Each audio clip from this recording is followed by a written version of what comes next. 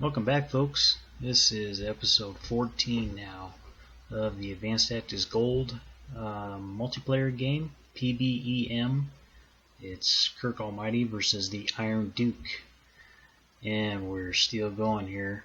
And as you can see here, Rommel's army is still pushing. I'm getting real close to being able to take out this junction here. It's looking real good. Let's have a look here. Here's the losses this round again. As you can see, I really hit him pretty hard there again. This is how it's been for about 3 turns now. I've really been racking up the kills here. Let's look at the chart here. You can see how my kills have kind of spiked. They actually dropped, I think, a little here only because of fuel issues, and he's retreating. Let's see, losses. Yeah, you can see how his losses are really spiking up there.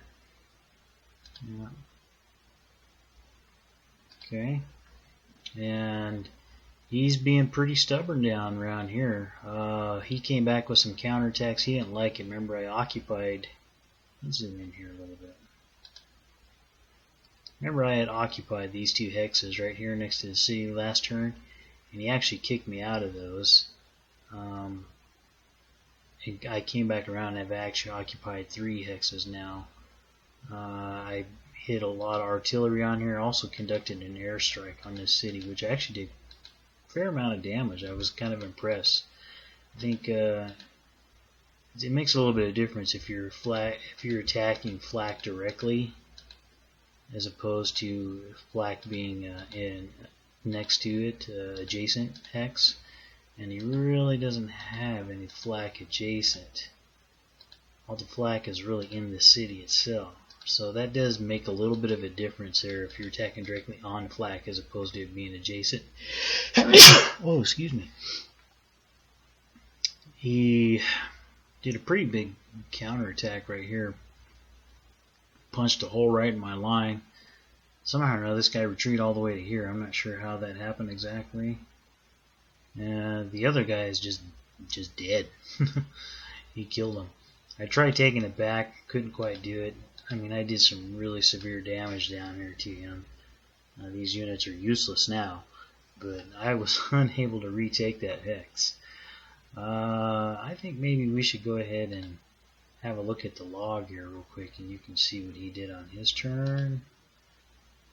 And we'll just hit play here and we'll let it go. A lot of artillery strikes, which has been pretty typical. Here you can see where he does his counterattacks. Gets me away from that city. And there was that one right there. Okay, he attacked it again right there. That's what happened. Okay, more artillery strikes up there. A lot of movement going around. You can see him retreating stuff.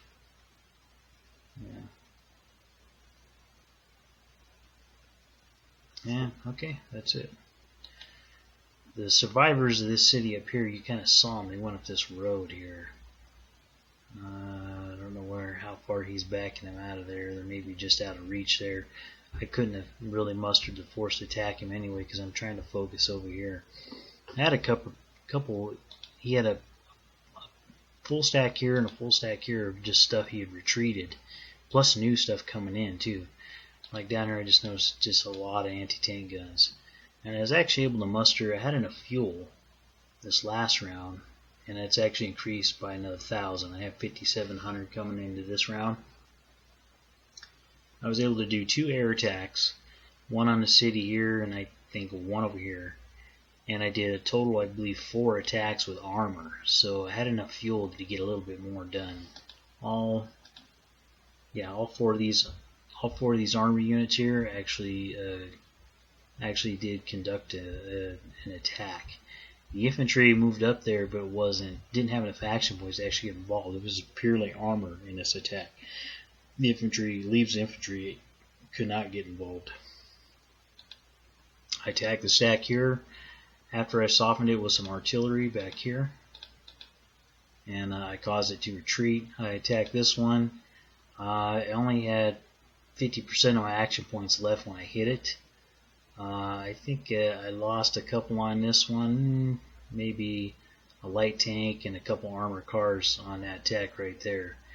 But I did some pretty serious damage there. I killed a lot of infantry, a lot of bazooka men, and I do believe I even killed off a couple of these anti-tank guns too.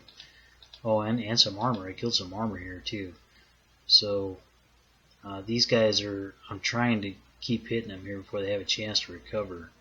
I mean, at some point they're going to be running back into here or something, and I'm not going to want to follow them anymore. But for now, this is where I'm heading anyway, so as long as they keep heading that direction, I'm going to keep following them. I'm going to keep hitting them best I can. Now I got another more than 80, another 80 PP coming in, and that's going to allow me to do an upgrade on this oil and this oil right here, and upgrade both of these to level 2.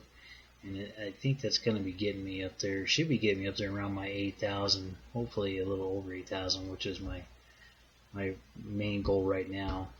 And we'll see how that rolls. I might even have to push that up to 10, but it's letting me do what I want to do. I'm able to use my armor more now, and I'm able to conduct more airstrikes. I'm able to actually put my Air Force back in the air again. So it's been really effective. Yeah, I believe I will have this cut here real soon. He doesn't have enough force to stop me. He may actually just try and retreat again. I mean, imagine right now he's just trying to get backing up, and hopefully I'll leave them alone so they can gain some experience and actually have some combat effectiveness. Because right now they're not very effective, and I'm using that to my advantage.